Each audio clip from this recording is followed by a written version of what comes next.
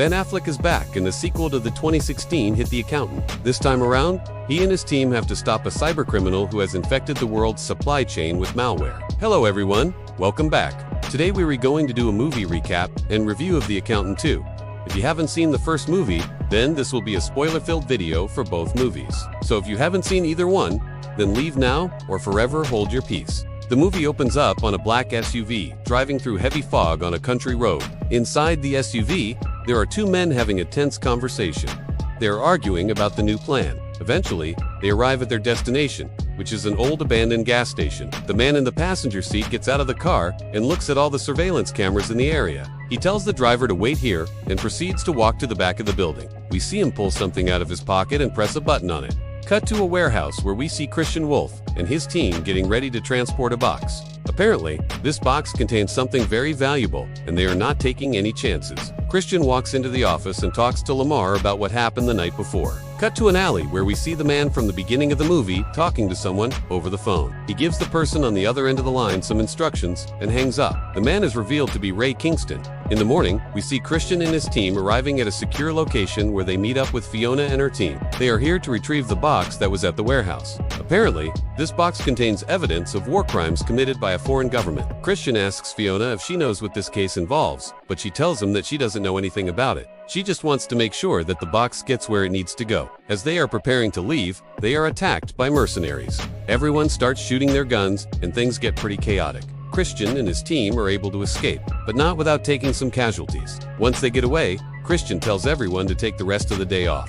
He is clearly shaken by what happened earlier. Later that night, we see Christian at home with his wife and kids. He is trying to relax and enjoy some family time, but he can't shake the feeling that something is wrong. He keeps thinking about the attack earlier in the day. Suddenly, his computer turns on by itself, and he sees a message on the screen. The message is from the people who attacked them earlier. They are threatening to kill his family unless he gives them what they want. Christian tries to ignore the threat, but he can't help but worry about his family's safety. He knows that he has to do something to protect them, but he isn't sure what. Suddenly, he has a brilliant idea. He is going to use his skills as a hacker to find the people responsible for the attack, and then he will make them pay. Christian starts working on his computer, and he is soon able to track down the IP address of the person who sent him the message. He then uses this information to find out where they are hiding. Christian knows that he has to act quickly. If he can't find these people and stop them, then they could hurt his family. He gets in his car and drives to the location where the IP address was traced back to. When he arrives, he sees that it is an abandoned house. He knows that this is the perfect place for someone to hide out. Christian walks up to the front door and knocks.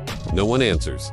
He tries the doorknob and it is unlocked. He walks in and starts searching for anyone inside. He finds a man hiding in the closet and he pulls out his gun. The man begs for his life and tells Christian that he doesn't know anything. But Christian isn't buying it. He knows that this man is one of the people who attacked him earlier. He pulls the trigger and the man falls to the ground dead. Christian continues to search the house and he finds a laptop. He takes it with him so he can look through it later. As he is leaving the house, he hears a noise in the backyard. He walks over to the fence and looks over it and sees a woman standing there.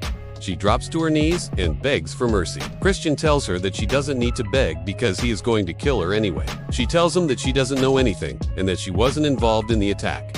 But Christian doesn't believe her. He raises his gun and shoots her dead. Christian returns home and he tells his wife that he is sorry, but he has to leave again. She asks him why he has to go, and he tells her that he has unfinished business.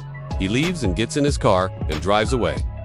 We now see Christian at a safe house where he is meeting with Fiona and her team. He tells them that he knows who was behind the attack and why they did it. He believes that they were hired by a foreign government to retrieve the box, but he doesn't know which government. He shows them the laptop that he took from the house and they start looking through it. They find some information that leads them to believe that the government responsible is the Russian government. They decide that they need to go to Russia to find out more information. On the plane ride over, Christian and Fiona start talking about their pasts. They both have dark pasts that they are trying to escape from. They feel like they can trust each other and open up to each other.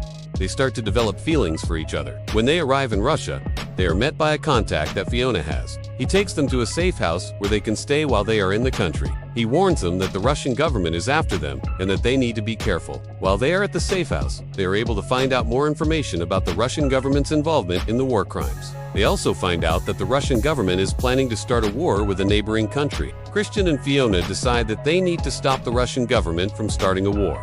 They also want to get the box back. They are able to get in touch with a friend of Christian's who is a hacker. He helps them hack into the Russian government's system, and they are able to find out where the box is being held. They also find out that the Russian president is the one who ordered the war crimes. Christian and Fiona decide that they need to go to the Russian president's palace and retrieve the box. They also want to expose the Russian president for the war crimes. They arrive at the palace and they sneak inside. They are able to avoid the guards and make their way to the room where the box is being held. As they are leaving, they are spotted by one of the Russian president's bodyguards. He tries to stop them, but Christian and Fiona are able to get away. They make it to their car and drive away from the palace. The bodyguard gets in his car and follows them. Christian and Fiona drive to a safe house where they can hide out for a while. The bodyguard arrives and he waits outside the house. Christian and Fiona come up with a plan to expose the Russian president. They are going to leak the information they got from the palace to the press. They are able to get in touch with a reporter who is willing to publish the story. The article is published and it causes an international incident. The United States government steps in and helps bring the box back to the United States. In the end, Christian and Fiona are successful in their mission. They are able to expose the Russian government and bring the box back to the United States. They also develop feelings for each other during the course of the movie. That's all for today. I hope you enjoyed the movie recap and review of The Accountant 2. If you did, then please like and subscribe. It really helps out a lot. Also, if you have any suggestions for future videos, then leave them in the comments below. I'll see you guys next time.